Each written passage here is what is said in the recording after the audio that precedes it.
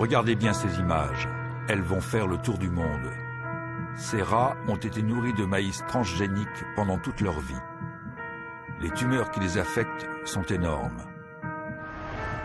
L'étude qui a permis de révéler l'impact des OGM sur la santé de ces rats vient de se terminer. Elle a bénéficié de moyens techniques et financiers exceptionnels. Pendant 2 ans, nous avons pu en suivre tout le déroulement. Après des années de doutes et de polémiques, allons-nous enfin connaître la vérité sur les OGM? Ne serions-nous pas alors face à un scandale de santé publique touchant le monde entier?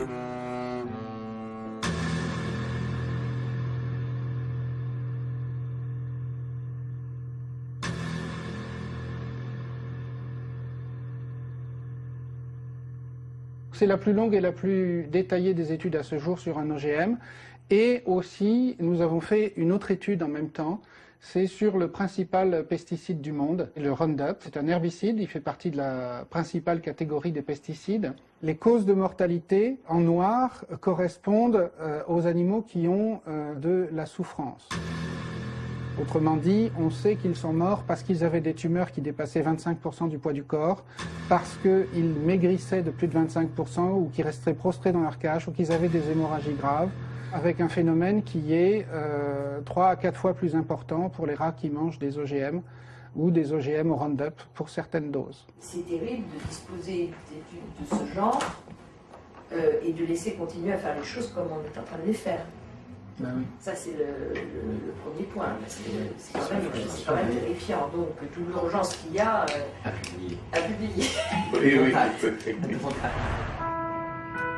Au printemps 2010, la Fondation Charles-Léopold Mayer nous avait parlé d'une étude en cours qui allait démontrer de manière scientifique, donc inattaquable, la toxicité des OGM. C'était une information extraordinaire qui permettrait de mettre fin, une fois pour toutes, à 15 ans de polémique. Impressionnés par les premiers résultats, nous acceptons de garder le secret, le temps que l'étude s'achève et qu'elle soit rendue publique. Pourtant, très vite, une question nous taraude. Des centaines de travaux ont déjà été publiés sur le sujet. Beaucoup concluent que les OGM sont aussi sûrs que leur contrepartie non-OGM. Comment peut-il exister des opinions si contradictoires sur un même sujet? Pour en savoir plus, nous décidons de nous rendre à l'université de Caen, là où tout a commencé. On a un vrai problème, tant pour les OGM que pour les pesticides, c'est que depuis 50 ans, toutes les études ont été faites par les industriels et que de plus, on n'a pas accès à ces analyses de sang facilement. J'y avais accès en tant qu'expert, travaillant pendant 9 ans, 3 mandats de 3 ans, pour le ministère de l'Agriculture et l'Environnement. Tout le monde était d'accord pour admettre qu'il y avait des effets statistiquement significatifs, mais qu'ils jugeaient, a priori, c'était leur conclusion, pas importants.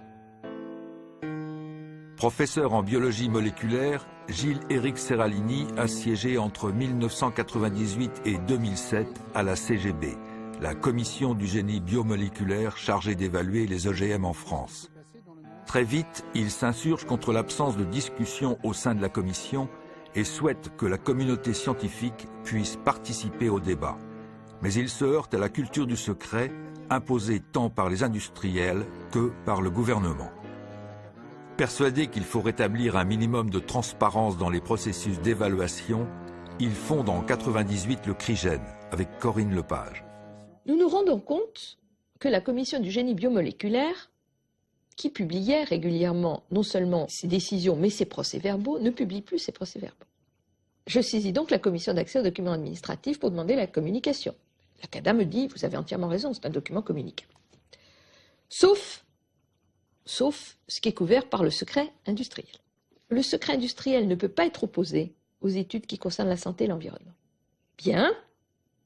Donc la CADA décide de la communication et la CGB m'envoie un document, genre KGB, c'est-à-dire où la moitié est noircie, mais ils n'ont quand même pas pu tout noircir, et dans ce document, que nous obtenons en 2005, quelque chose comme ça, figure une référence à l'étude sur le Mont 810 et sur des effets statistiquement significatifs sur les rats qui ont consommé ces OGM.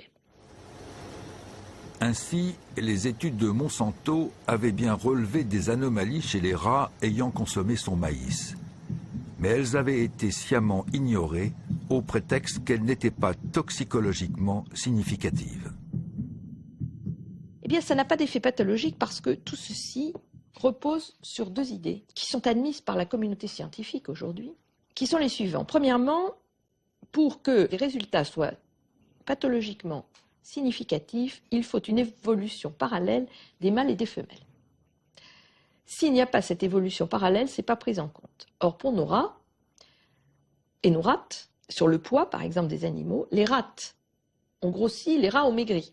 Donc, pas significatif. Alors, moi, je ne suis pas scientifique, je ne veux pas aller loin dans le débat sur ce point-là, mais quand même, en tant que monsieur, madame, tout le monde, sur des variations de perturbateurs endocriniens, par exemple, évidemment, il faut que les tumeurs du sein évoluent de la même manière chez les hommes et chez les femmes, même s'il existe de manière rarissime des tumeurs sur les seins des hommes, c'est quand même, comme aurait dit Audiard, il y a des poissons qui volent, mais ce n'est pas la loi du genre.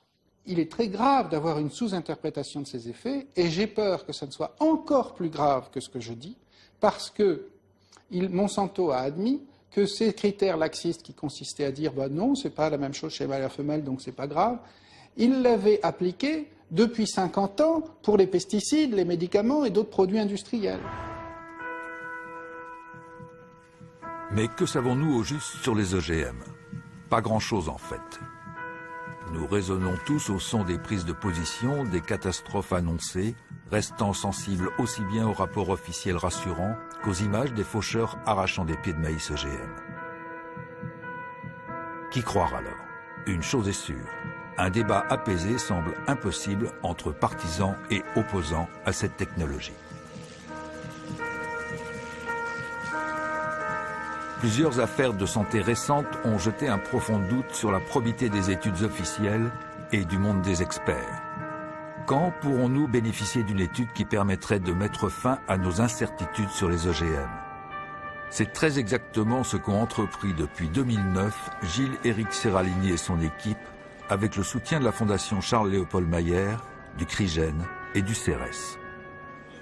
Donc l'idée est assez vite venue de faire soi-même les tests. Il était important de pouvoir contrôler ces protocoles pour avoir un nombre suffisant d'animaux, pour avoir un nombre suffisant de temps pour étudier les paramètres. Le problème, c'est que d'avoir 200 rats qui soient mis au laboratoire pendant 2 ans, d'avoir 6-8 personnes qui s'occupent de faire toutes les analyses, de prendre tous les prélèvements, de regarder toutes les tumeurs s'il y a lieu, c'est très cher. C'est de l'ordre du million d'euros ou de double. Et les industriels font ça en série, donc ils ont des laboratoires qui sont ad hoc pour eux. Faire ça par un laboratoire indépendant et agréé, c'est absolument exceptionnel. C'est la première fois que l'on fait des études sur 2 ans sur des OGM. Ça, c'est déjà la grande différence. En plus de ça, on a essayé justement d'évaluer le maximum de paramètres biochimiques et biologiques possibles, avec des prises de sang itératives, des prises de poids, des analyses d'urine. On étudie les paramètres hépatiques, les paramètres urinaires, les paramètres sanguins, tout ce qu'on peut étudier, les paramètres hormonaux qui n'ont jamais été étudiés non plus dans les précédentes études. Donc c'est vraiment une première mondiale. Jusqu'ici, le maïs NK603, l'OGM retenu pour cette étude, n'avait été testé que pendant 3 mois, sous le seul contrôle de son fabricant, Monsanto. Quant au Roundup, également produit par la multinationale et utilisé pour la culture du maïs, seul son principe actif, le glyphosate, avait été évalué et non sa formule complète. Or, pour permettre au principe actif de pénétrer dans les cellules de la plante, l'industriel utilise des adjuvants qui peuvent parfois se révéler plus nocifs que le glyphosate lui-même. Le but est double, à la fois de mener les études comme elles doivent être menées selon les normes internationales, mais pas en les lisant de manière la plus laxiste possible, comme font certains industriels, mais en les lisant de manière la plus rigoureuse possible. Et deuxièmement, de savoir effectivement s'il y a des effets secondaires. Mais comment peut-on le savoir sinon en donnant ça à des animaux et en mesurant tous les paramètres sanguins et en regardant tous leurs organes finement? Si cela n'avait jamais été fait, alors sur quoi se basent nos hommes politiques pour prendre leurs décisions? Peut-être devriez-vous vous interroger sur les informations dont ils disposent, l'usage qu'ils en font, comment ils les obtiennent. Pour le savoir, nous nous rendons à Bruxelles, puisque c'est ici que sont accordées pour l'Europe toutes les autorisations de mise en culture ou de mise sur le marché des plantes génétiquement modifiées. C'est l'EFSA, l'Agence européenne de sécurité sanitaire des aliments, qui est chargée de l'évaluation des OGM pour les 27 pays européens. Entre 2002 et 2009, elle a rendu 42 avis sur des OGM, tous positifs. C'est celui qui va commercialiser le produit, qui doit apporter la preuve de son innocuité et qui doit fournir les données.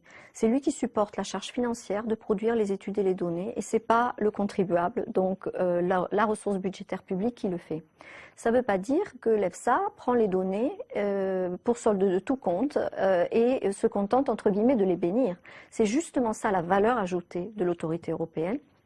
C'est qu'on va s'assurer de la qualité de la méthodologie qui a été utilisée, de sa conformité à ce qu'on appelle les bonnes pratiques de laboratoire, de la qualité des résultats, du traitement statistique, et qu'à tous les niveaux, sur tous ces aspects-là, nous sommes en mesure de demander des données, des informations complémentaires à la compagnie, afin de s'assurer que nous prenons des avis sur une base qui est solide.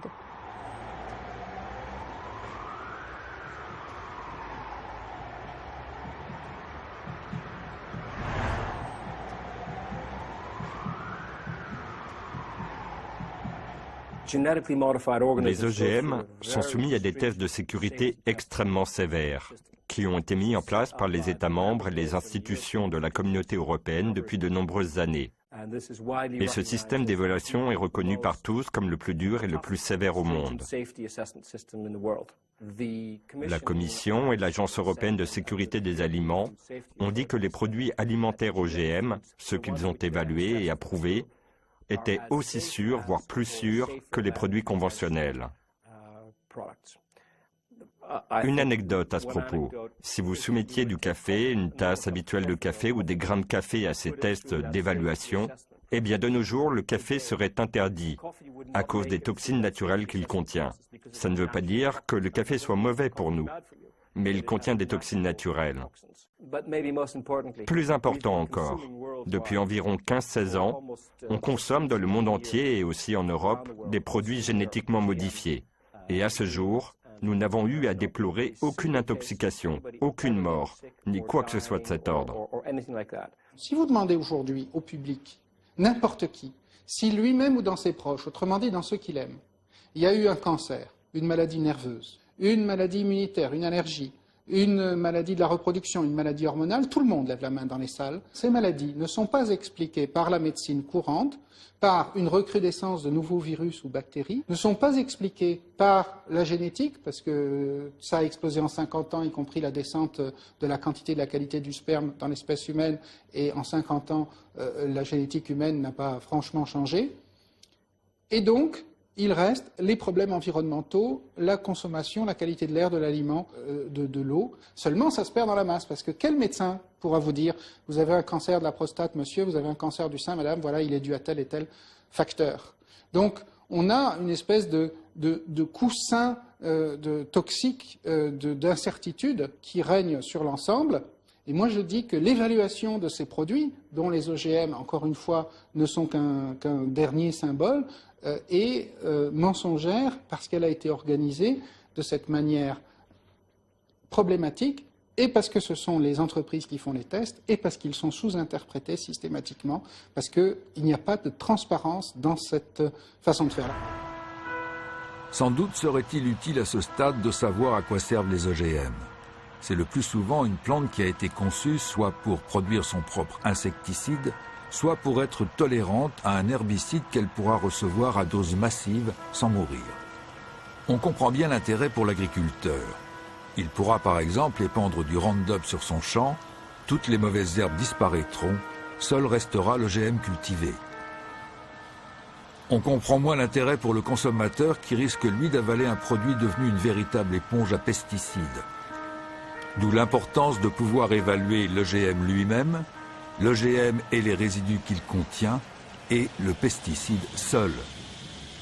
Mais avant d'y parvenir, Gilles-Éric Serralini s'est heurté à une première difficulté, réunir assez de fonds pour mener sa recherche et se procurer les semences. Nous avons passé plus d'une année à obtenir des maïs transgéniques, car aucun producteur d'OGM ne voulait facilement les donner, étant donné que Monsanto fait signer des accords pour que ces semences ne servent pas à la recherche, ou alors qu'il faut un accord avec eux pour le faire. Et nous voulions que l'étude soit indépendante. Évidemment, la société Monsanto ne veut pas donner ses semences certifiées sans savoir le protocole que vous allez suivre. On savait très bien qu'on nous mettrait toutes sortes de bâtons dans les roues pour ne pas le faire. J'avais demandé une partie de cet argent à une commission publique qui offrait des crédits pour faire cela. Et j'avais commencé à décrire le protocole. Qui c'est la commission scientifique qui décidait de faire ces tests ou pas? C'était ceux qui avaient contribué à autoriser le maïs. C'est ceux qui avaient dit au gouvernement, pas de problème. Évidemment que ces gens-là, ils ne voulaient pas qu'on découvre ce qu'ils avaient fait. Donc ils ont mis tous les bâtons dans les roues pour que ça ne soit pas fait. Donc passer par le gouvernement pour avoir les semences certifiées, on a essayé, mais sans succès pour ces raisons. Passer par la compagnie, c'est des produits privés, brevetés, vous n'avez pas le droit de faire des protocoles recherche sans avoir une collaboration avec nous. Je leur ai dit que j'étais ouvert à tester ça de manière indépendante, avec un comité contradictoire, etc. Mais non. Alors, il a fallu s'adresser d'ailleurs à une source qui demande encore la confidentialité, mais c'est un lycée agricole au Canada, les gens pourront essayer de tous les faire pour savoir, qui a consenti à nous en cultiver d'une manière extrêmement précise, parce qu'on voulait que les champs soient assez proches mais ne se contaminent pas, on voulait que les semences soient certifiées, on voulait qu'il y ait des champs qui soient traités normalement au Roundup, d'autres qui soient traités sans Roundup, on voulait que les céréales soient séchées correctement pour être sûr de ne pas avoir de champignons ou autres qui se développent dans un lot et pas dans l'autre, donc des choses extrêmement contrôlées. Comment se fait-il qu'il soit si difficile de réunir de l'argent public pour conduire une recherche intéressant la santé de tous? Comment se fait-il que les chercheurs aient autant de mal à avoir accès aux données des industriels et même aux produits à analyser? La réponse vient de l'industrie elle-même, qui, à travers ses experts, ses lobbies et sous couvert du secret industriel, influence en permanence le monde politique et ceux qui fixent la réglementation. Retour à Bruxelles où, comme chaque année, EuropaBio organise son congrès. Je suis très heureux d'être ici avec vous pour explorer la façon dont les industries européennes de biotechnologie peuvent contribuer à une innovation responsable qui bénéficie à la société. Dans la salle, industriels, lobbyistes, chercheurs sont réunis. L'invité vedette du jour est John Dalli, le commissaire européen en charge du dossier des OGM. Ne soyez pas surpris, à Bruxelles, c'est l'usage. Les industriels sont invités à participer à l'élaboration même des règles qui encadrent leurs activités. Du point de vue du régulateur, je suis d'accord pour dire que les efforts de l'industrie doivent être soutenus par une réglementation stable et un cadre juridique satisfaisant pour les opérateurs. Les services de la Commission rencontrent régulièrement vos entreprises pour voir où la législation ne fonctionne pas comme voulu et pour identifier les points qui pourraient être améliorés. Concernant les tests, comme je l'ai dit, nous avons des règles très sévères en Europe. L'étude à 90 jours n'est même pas une obligation.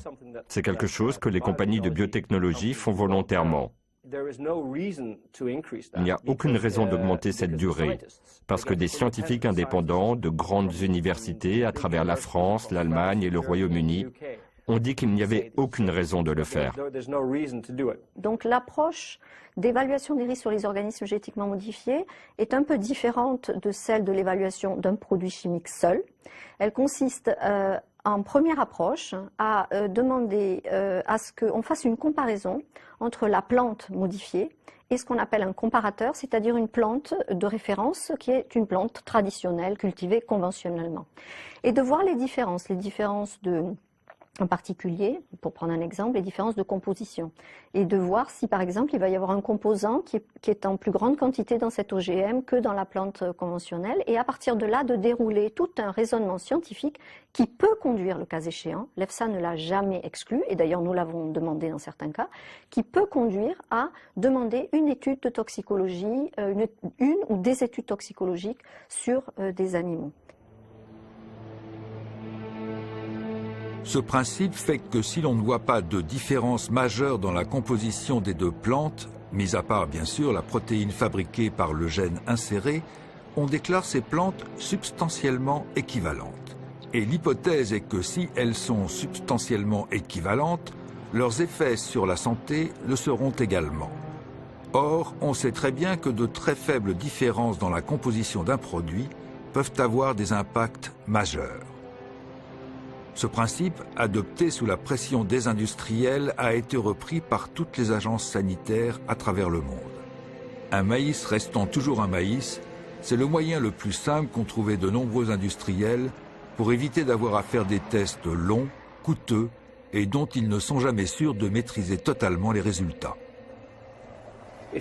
Si vous multipliez les études, le nombre d'animaux utilisés pour les tests augmentera. Or, nous essayons de réduire ce nombre en Europe. Il y a un bon programme mené par le gouvernement et la Commission pour réduire ce nombre drastiquement.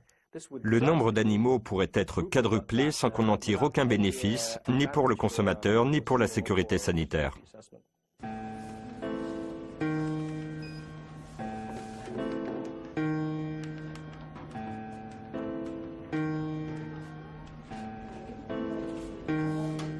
Ces règles, elles n'imposent pas. Elles disent on pourrait le faire. Et donc les industriels qui ont négocié mordicus pour que ce soit simplement une suggestion d'expérience et pas une expérience obligatoire, en profitent. Quand on veut savoir s'il y a des effets sur la santé, qu'est-ce qu'on fait? Eh bien, il n'y a qu'une vraie façon de faire. On peut toujours essayer de dire théoriquement, on va regarder le gène qui est modifié, et puis voir sur la composition chimique que... Mais tout ça, c'est, comment dire, du pis-aller. C'est-à-dire que la vraie chose, c'est de regarder les analyses de sang des humains, si on peut, sinon des animaux qui en mangent pendant longtemps, et qui mangent essentiellement ça par rapport à des contrôles qui mangent un régime très voisin au niveau de la composition chimique, voire identique, mais qui n'est pas à base d'OGM. Ainsi, l'Europe n'exige même pas que des tests de toxicité chronique soient menés systématiquement sur des animaux. Et quand elle le demande, ce sont les industriels qui décident eux-mêmes du protocole à utiliser. La pomme de terre Amflora, par exemple, n'a été testée que sur un groupe de 30 rats, dont 10 seulement consommaient l'OGM. Les maïs de Monsanto ont été testés sur 400 rats. 80 étaient nourris avec la plante transgénique, mais seuls 40 ont été analysés au niveau de leur sang. Dans tous les cas, aucune de ces études n'a dépassé 90 jours. Alors, ce que vous remarquez sur ce résultat, c'est que on a des groupes de rats, des mâles et des femelles, qui mangent des OGM au Roundup ou du Roundup. Chaque fois qu'on monte une marche d'escalier, c'est un rat qui meurt. Et vous voyez, la limite est à 10, puisqu'on a 10 rats par groupe. La courbe en pointillé, on voit que ce sont les femelles du groupe normal qui mangent le régime tout à fait normal et qui meurent. Donc voilà, seulement 2 animaux qui meurent de mort spontanée au bout, globalement, de 550 jours. Par contre, toutes les femelles qui mangent des OGM ou qui mangent des OGM traités au Roundup ou qui boivent du Roundup meurent davantage que les rats normaux. Alors après, on peut nous dire, est-ce que c'est statistiquement significatif? Nous, ce qui nous intéresse, c'est que là, on meurt 6 fois plus dans ce groupe-là que chez les contrôles. Donc on a une augmentation de 600%. Il n'y a même plus besoin en biologie ou en médecine de statistiques à ce niveau. Il y a un effet OGM, il y a un effet Roundup.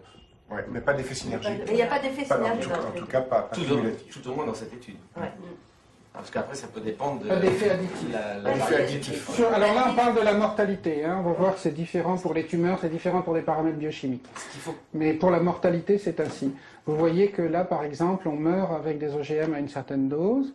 Là aussi, ça n'est pas non plus en fonction de la dose la plus forte. C'est une dose équilibrée dans le régime. Donc c'est pas un effet qui est réellement comme du cyanure proportionnel à la dose. C'est un effet qui, étant donné qu'il est différent chez les mâles et les femelles, et passe sans doute par les hormones. Un point important à soulever quand même pour la compréhension, c'est que vous savez que toutes les études faites sur des rats sont des études faites sur 3 mois, et comme par hasard, là on ne voit aucun trouble apparaître avant 3 mois, les premiers troubles apparaissent au 4e mois. Ça c'est fondamental. Ça veut dire que des études sur 3 mois ne servent à rien, exactement, si ce n'est à donner de bonne conscience et à faire avaler des produits potentiellement toxiques.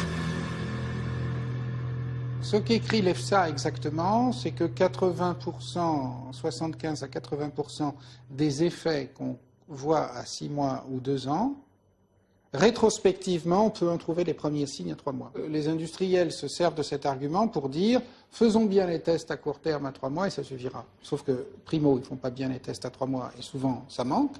Et secondo, quand justement on voit des signes, ils devraient prolonger ces tests. Donc en fait, de toute façon, on peut toujours passer à côté de problèmes, et c'est ce que va souligner l'EFSA en disant « mais il n'y a que 75% des effets chroniques qui vont se voir à 3 mois ». Et donc, ne serait-ce que pour cette raison, on devrait continuer, tandis que les agences européennes ou nationales nous disent c'est imposer une grille économique trop forte aux industriels. À ce moment-là, on ne ferait rien du tout, donc laissons faire le marché, et puis après, on aura de la biovigilance, le cas échéant, on va corriger après coup. On ne peut pas attendre encore 100 ans et continuer à faire des études sur ce que pourraient être les effets des OGM.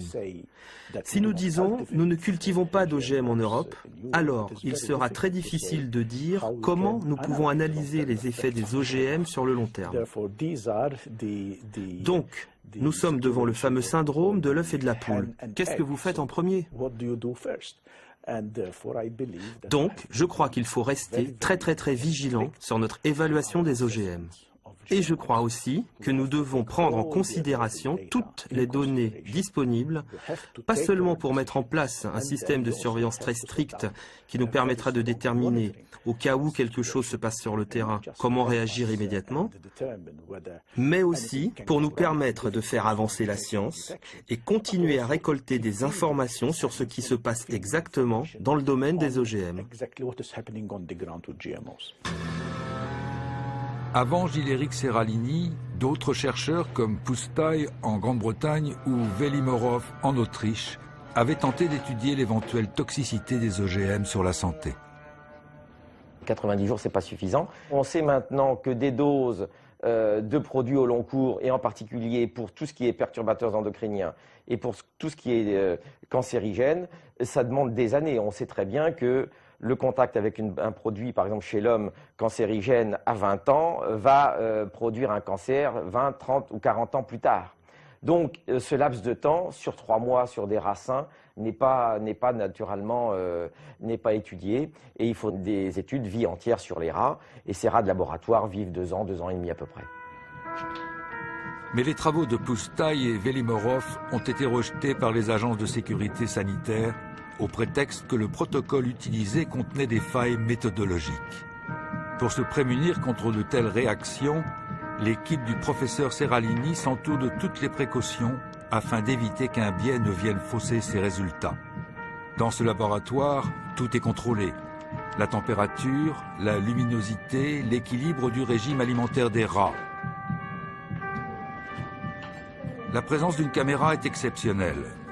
Pour éviter toute contamination venant de l'extérieur, nous avons d'abord dû passer à travers un sas de décontamination et enfiler la même blouse stérile que les laborantins. Nous avons collé au plus près des normes internationales existantes, et non seulement nous y avons collé, mais nous les avons dépassées pour être sûr de ne pas être critiquables à ce niveau. Alors ces protocoles consistent à prendre par exemple dans notre cas 200 rats, à les prendre homogènes, vérifier au niveau génétique, au niveau bactérien, au niveau viral, les répartir dans des cages et les pucer, c'est-à-dire avoir des puces électroniques qui les identifient, de manière à ce que le personnel lui-même ne sache pas ni quel est le traitement, ni quel est le rat exactement dans quel groupe de traitement il est. C'est une étude menée en double aveugle, c'est-à-dire que personne dans le personnel ne sait à la fois quels sont les rats, avec quoi ils sont nourris. Quand on teste des médicaments pour l'homme, ces études sont faites aussi en double aveugle, pour qu'il n'y ait aucune possibilité de manipulation, entre guillemets, en cours d'étude. Le laboratoire où se déroule l'expérience ne dépend pas de l'université de Caen. C'est un laboratoire agréé, spécialisé dans ce type d'études pour l'industrie chimique ou pharmaceutique. Ses clients peuvent donc parfaitement être ces mêmes compagnies qui produisent les OGM. Paranoïa ou prudence indispensable, le lieu sera tenu secret durant toute la durée de l'étude, afin d'éviter que des pressions, voire des menaces, ne soient exercées. Il y avait déjà eu des études, mais ce sont des études, par exemple, de nutrition sur gros mammifères, par exemple sur vaches, mais 2 ans de la vie d'une vache ou d'une chèvre, c'est seulement quelques mois de la vie d'un rat. Hein. Donc il faut parler d'études non pas de 2 ans, mais d'études vie entière. Et là, on va voir que c'est aussi long que la vie des animaux. Et quand on a des études de vie entière, il s'agit non pas simplement de mesurer la carcasse, le poids des animaux, comment ils survivent, mais il s'agit de mesurer tous les paramètres sanguins et tous les paramètres qui sont au niveau des organes. Et donc là, c'est la plus longue et la plus détaillée des études. Nous avons testé pour la première fois au monde, c'est l'OGM seul, l'OGM avec du Roundup et le Roundup dans sa formulation, c'est-à-dire tel que ça n'avait jamais été testé, tel que les agriculteurs l'utilisent ou tel qu'il peut rentrer dans les aliments.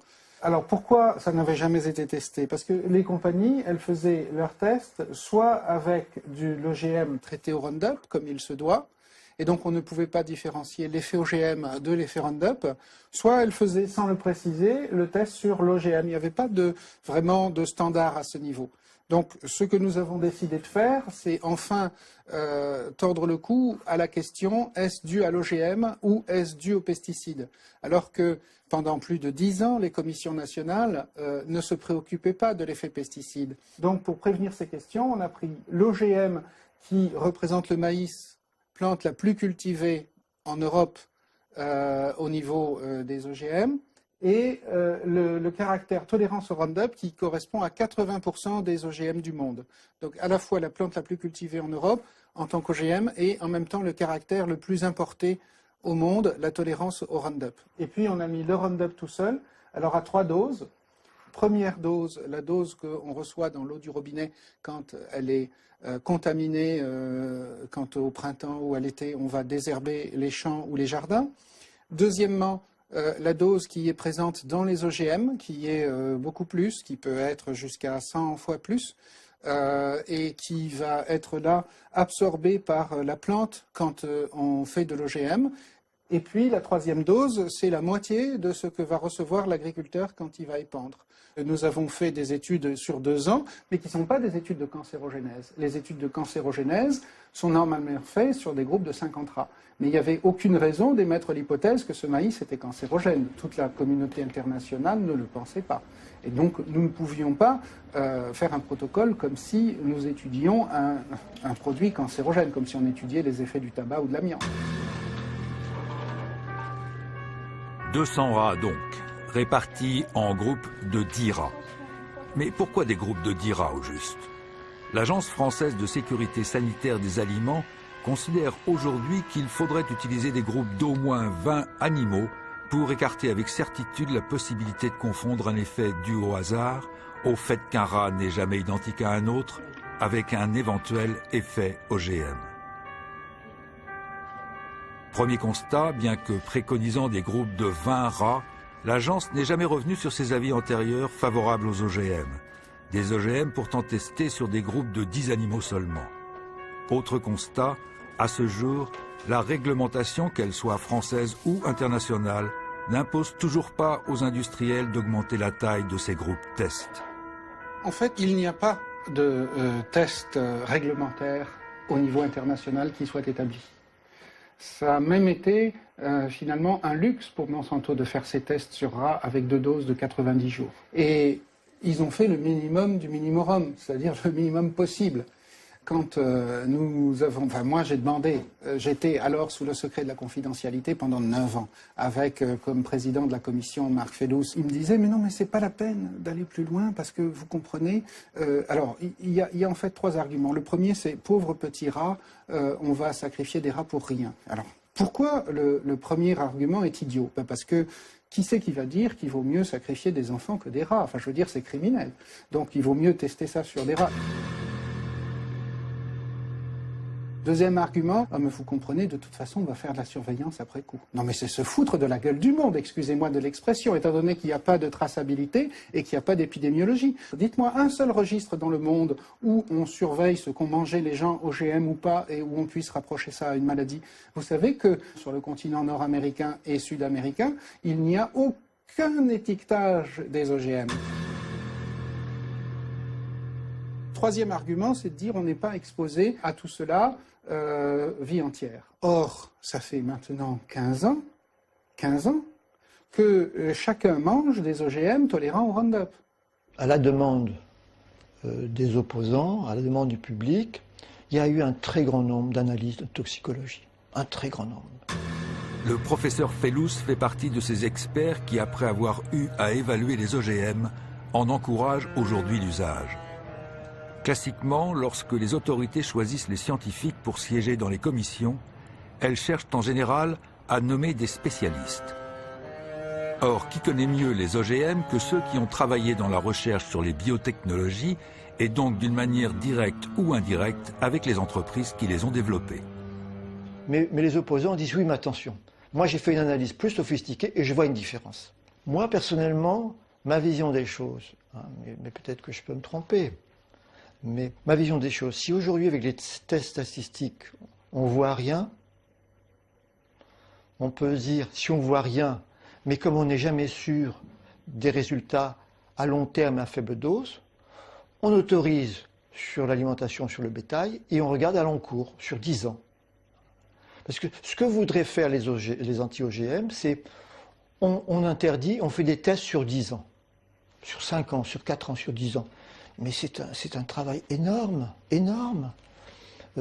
avec des résultats qui vont être de plus en plus compliqués à analyser. Parce que c'est vrai que statistiquement, si vous êtes pour, vous tirerez dans le sens pour, si vous êtes contre, vous tirez dans le sens contre. Il n'y aura pas de solution. On voit toujours des différences. Toujours. On en verra toujours, et ça c'est la science. Mais les interpréter, est-ce qu'elles ont un sens biologique? C'est ça que, moi, ma principale critique aux analyses statistiques. Ce ne sont que des chiffres. Il faut qu'ils aient un sens biologique. Il faut que ça ait du sens. Sinon, c'est simplement comparer des chiffres entre des chiffres. Or, un organisme à qui on donne des OGM, c'est un organisme vivant, qui a une biologie, qui a un foie, qui a des reins. Et il faut regarder si ces différences ont un sens sur le fonctionnement du foie, des reins, du cœur, du cerveau. L'équipe du professeur Seralini a disséqué chacun des 200 rats pour analyser exactement ce qui affectait leurs organes.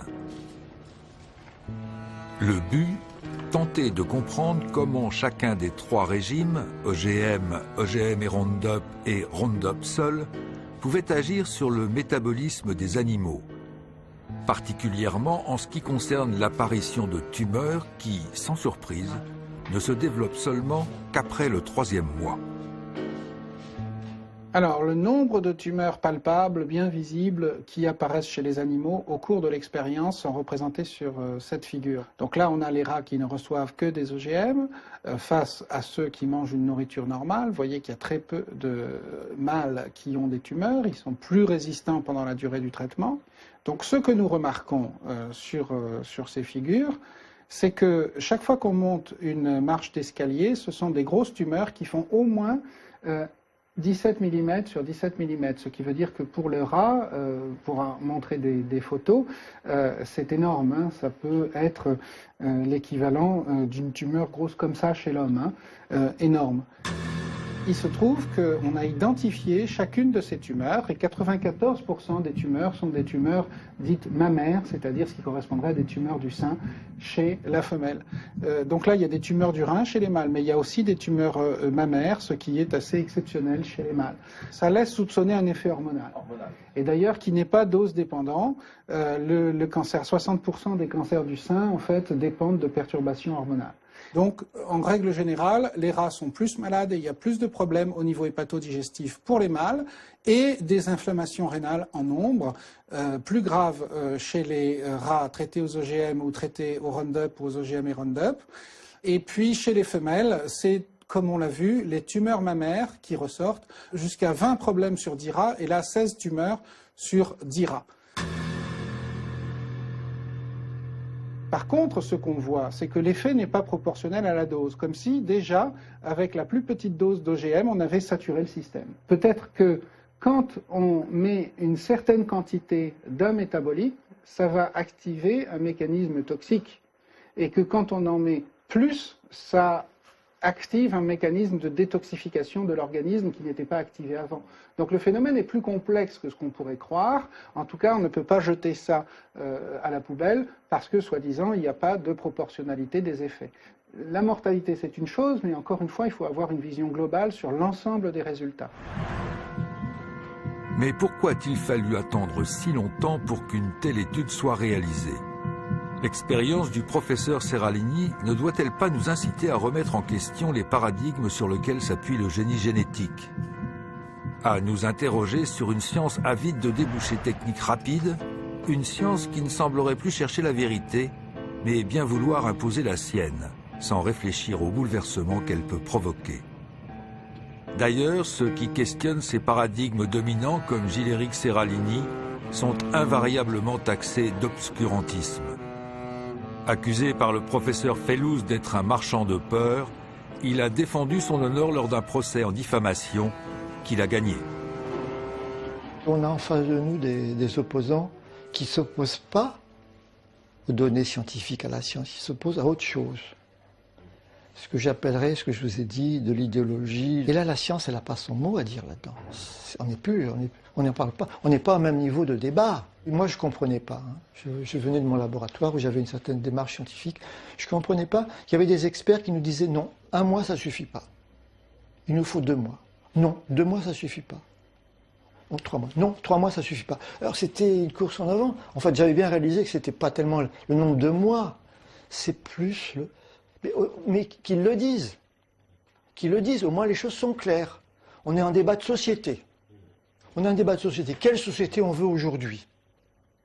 Est-ce qu'on veut une société où la technique est présente mais contrôlée, ou on veut une société sans technique ? Ou une société avec des techniques qui soient contrôlées par...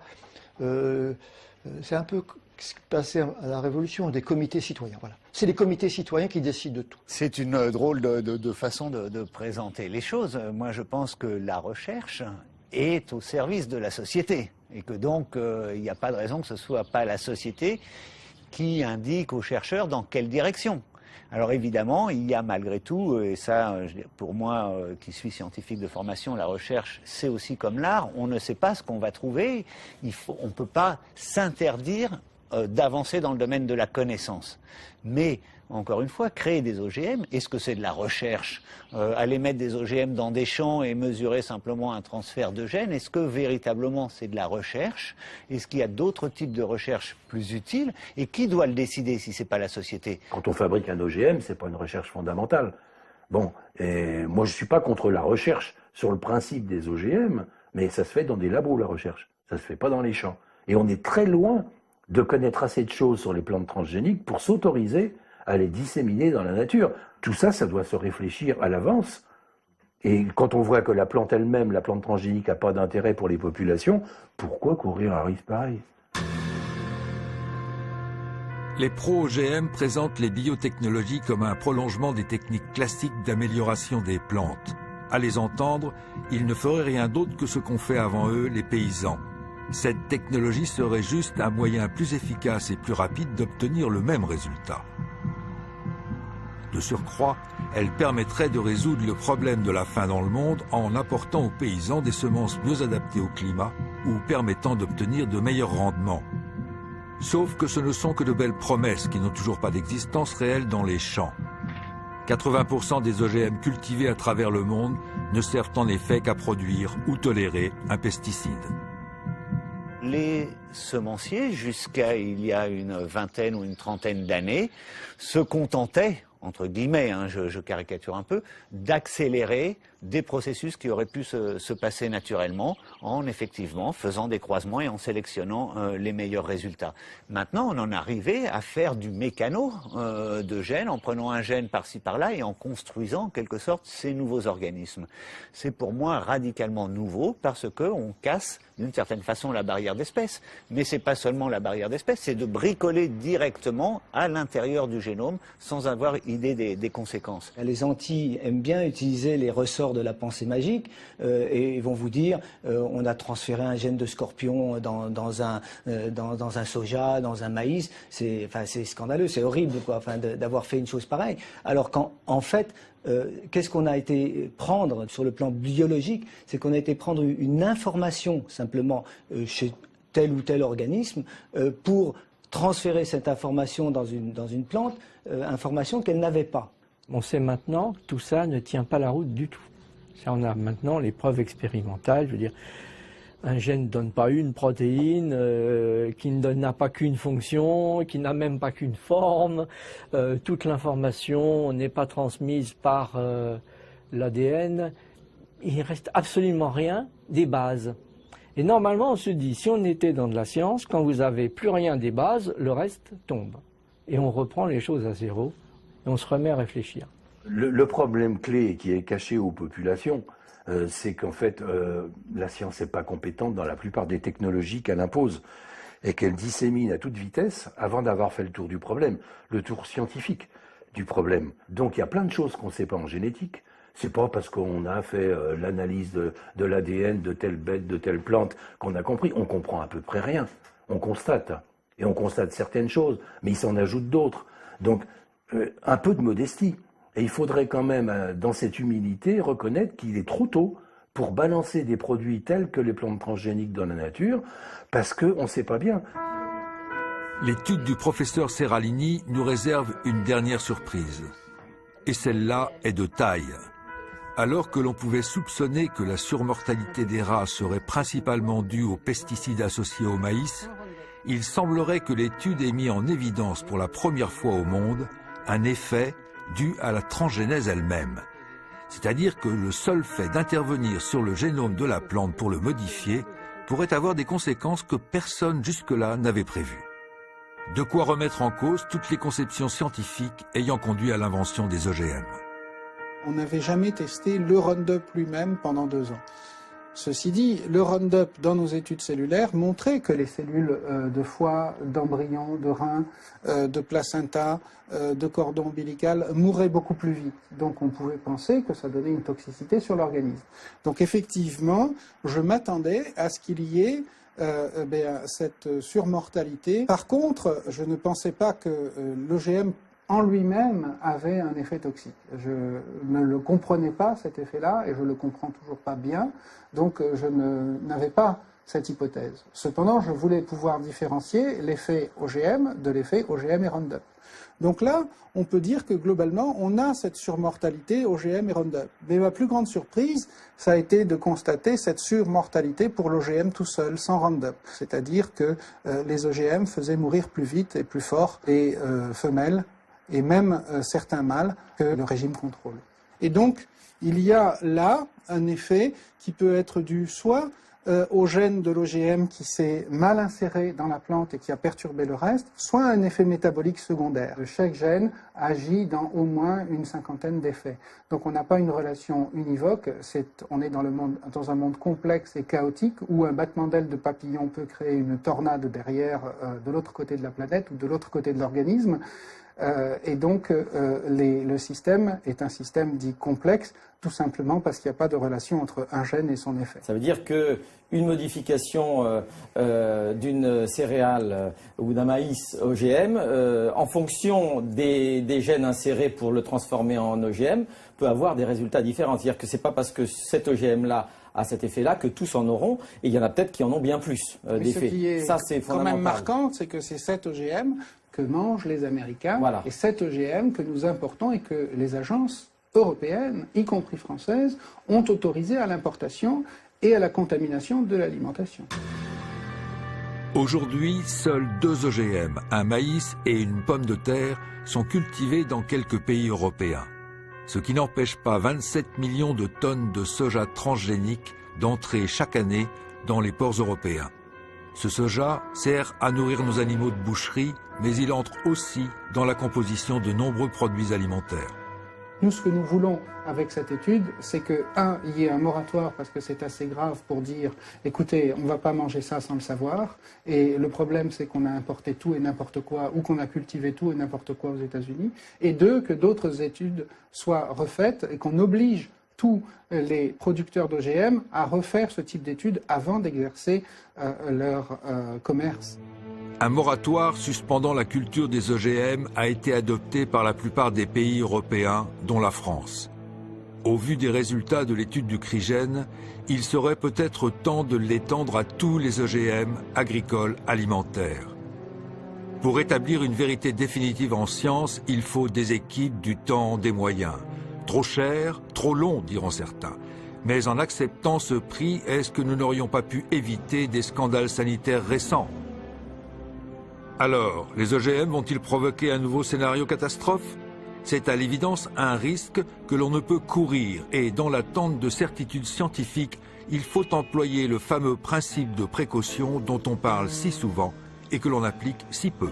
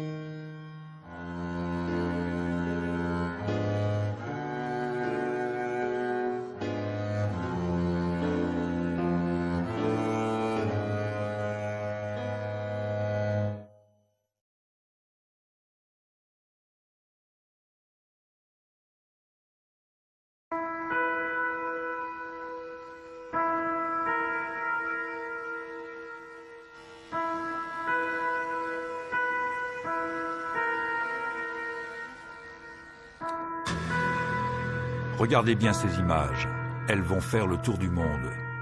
Ces rats ont été nourris de maïs transgénique pendant toute leur vie. Les tumeurs qui les affectent sont énormes. L'étude qui a permis de révéler l'impact des OGM sur la santé de ces rats vient de se terminer. Elle a bénéficié de moyens techniques et financiers exceptionnels. Pendant 2 ans, nous avons pu en suivre tout le déroulement. Après des années de doutes et de polémiques, allons-nous enfin connaître la vérité sur les OGM? Ne serions-nous pas alors face à un scandale de santé publique touchant le monde entier?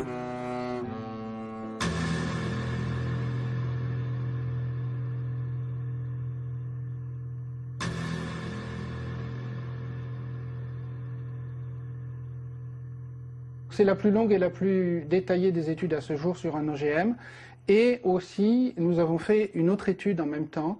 C'est sur le principal pesticide du monde, le Roundup. C'est un herbicide, il fait partie de la principale catégorie des pesticides. Les causes de mortalité en noir correspondent aux animaux qui ont de la souffrance.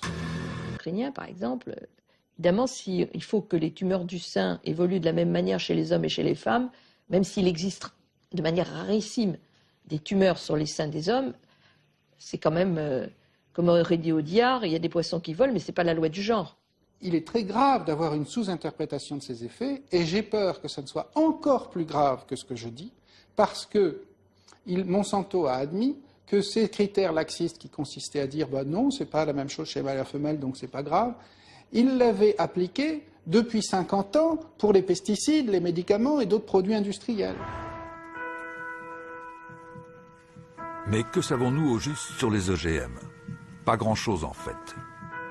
Nous raisonnons tous au son des prises de position, des catastrophes annoncées, restant sensibles aussi bien aux rapports officiels rassurants qu'aux images des faucheurs arrachant des pieds de maïs OGM.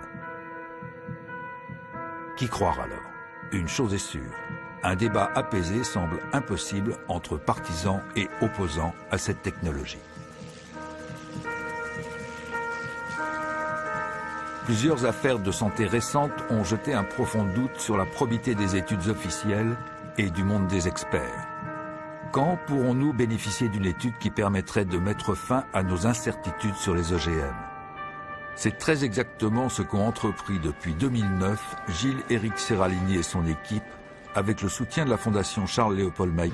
Autrement dit, on sait qu'ils sont morts parce qu'ils avaient des tumeurs qui dépassaient 25% du poids du corps, parce qu'ils maigrissaient de plus de 25% ou qu'ils restaient prostrés dans leur cage ou qu'ils avaient des hémorragies graves, avec un phénomène qui est 3 à 4 fois plus important pour les rats qui mangent des OGM ou des OGM au Roundup pour certaines doses. C'est terrible de disposer d'études de ce genre et de laisser continuer à faire les choses comme on est en train de les faire.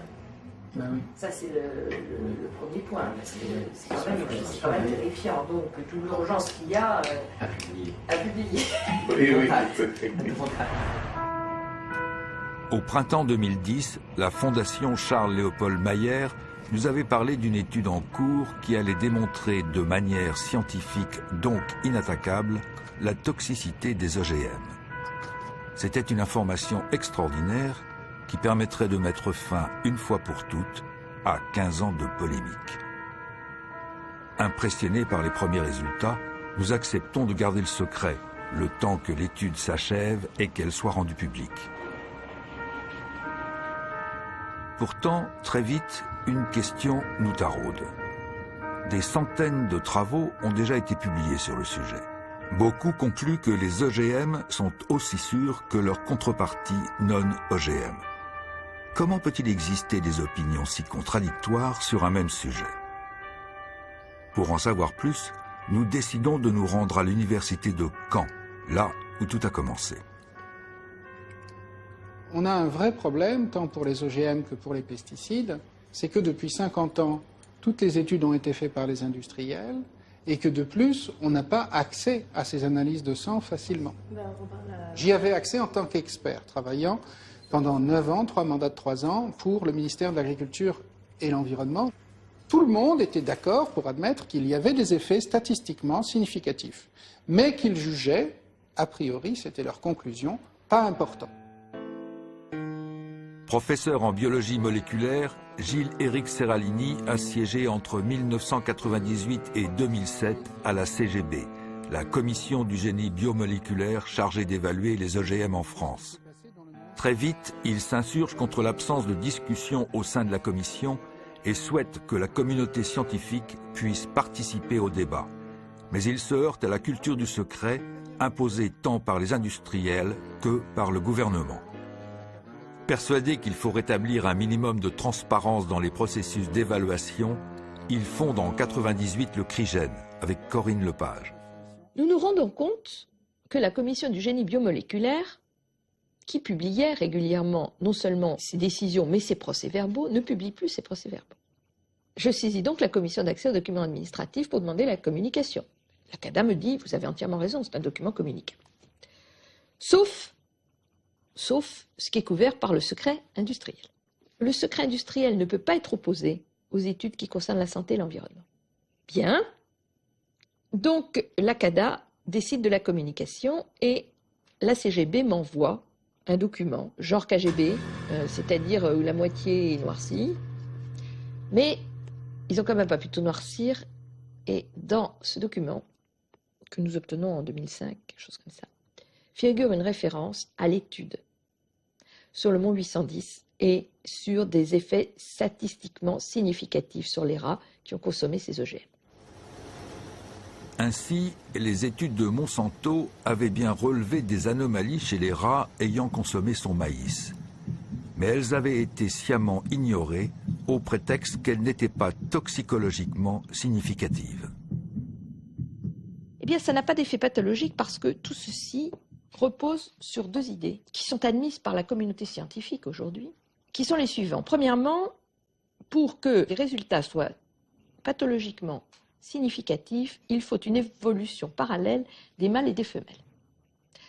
S'il n'y a pas cette évolution parallèle, ce n'est pas pris en compte. Or, pour nos rats et nos rates, sur le poids, par exemple, des animaux, les rates ont grossi, les rats ont maigri. Donc pas significatif. Alors moi je ne suis pas scientifique, je ne veux pas aller loin dans le débat sur ce point-là, mais quand même, en tant que monsieur, madame, tout le monde, sur des variations de perturbateurs endocriniens,